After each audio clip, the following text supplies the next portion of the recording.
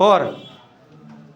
Question number 4 कह रहा भूमि के एक बिंदु से जो मीनार के पाद बिंदु से 30 मीटर की दूरी पर है, मीनार के शिखर का उन्नयन कोण 30 डिग्री है, मीनार की ऊंचाई ज्ञात कीजिए।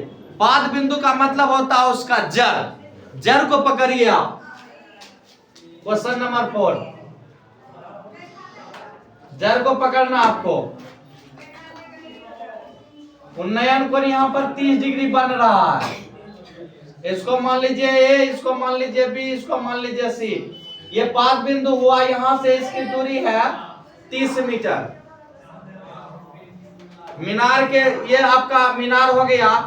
मीनार मतलब आप टावर समझ सकते हो या ऊंचाई वाला जो भी हो।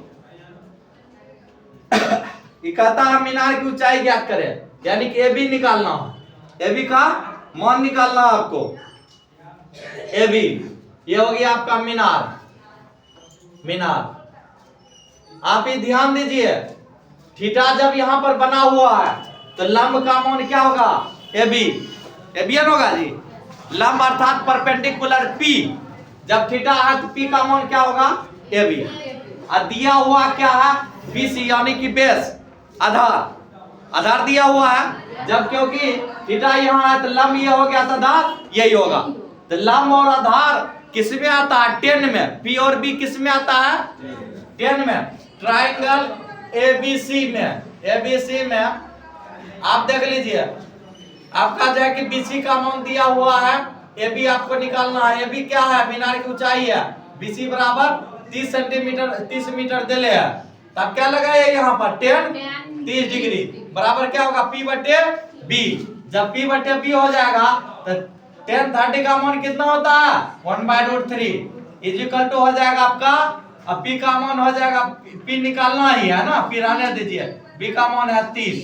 अब क्रॉस मल्टीप्लिकेशन कीजिए, p गुना √3, p√3 इजिकल टू हो जाएगा 30। अब जो है यहाँ पर मल्टीप्लाई थी, इधर क्या होगा? इसको भाग करेगा, इसलिए p इक्वल टू हो जाएगा आपका 30/√3। इसका आप परमेकरण कर दो, √3 से ऊपर नीचे गुना कर दीजिए, हो जाएगा 30√3। आई नीचे में √3 इंटू √3, 3 हो जाएगा, 3 दाई का 30 हो गया, यानी कि 10√3 मीटर हो गया। ये इसका आंसर हो गया 10√3 मीटर। अब नेक्स्ट क्वेश्चन की हम बात करेंगे। अगला क्वेश्चन आपका क्या है बताइए?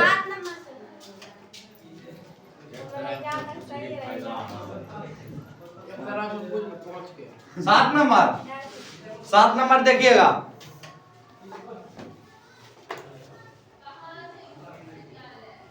भूमि के एक बिंदु से एक 20 मीटर ऊंचे भवन के शिखर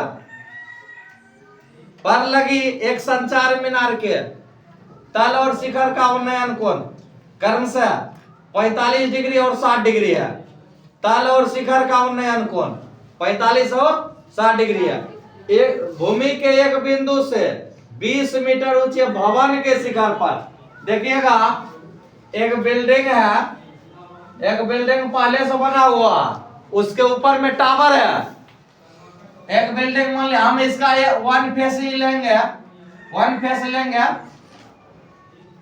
हम इसका साइड वाला फेस ले लेते हैं। तो मान लिया जाए कि यह आपका भवन है, इसके ऊपर एक टावर लगा हुआ, इसके ऊपर टावर लगा हुआ है, टावर है।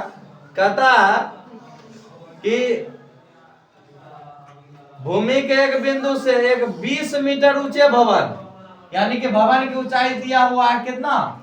20 मीटर, 20 मीटर दिया हुआ, 20 मीटर ऊंचे भवन, 20 मीटर ऊंचे भवन दिया हुआ के शिखर पर लगे एक संचार मीनार के तल और शिखर का उन्नयन कोण। पहले तल है, बाद में शिखर है जी। पहले तल है तो तल की बात करेंगे। इसका उन्नयन कोण 45 डिग्री है और इसका 60 डिग्री होगा।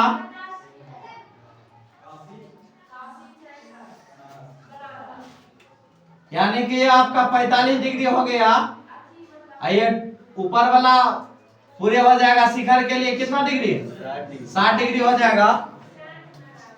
तो कह रहा मीनार की ऊंचाई ज्ञात कीजिए। मीनार की ऊंचाई ज्ञात करना है। माना कि मीनार की ऊंचाई क्या है? x है। माना कि मीनार की ऊंचाई बराबर x मान लिए। चलिए हम इसको a b c d मान लिए। ये आपका जो है x हो जाता है, इसको x माने हो। अब टोटल की बात कीजिएगा तो नीचे 20 ऊपर में x प्लस 20 हो गया। चलिए ध्यान दीजिएगा, यहां पर दो ट्रायंगल है। तो पहले आप जिसमें भी इच्छा आप जा सकते हो, जिसमें भी जाना चाहते हो जा सकते हो।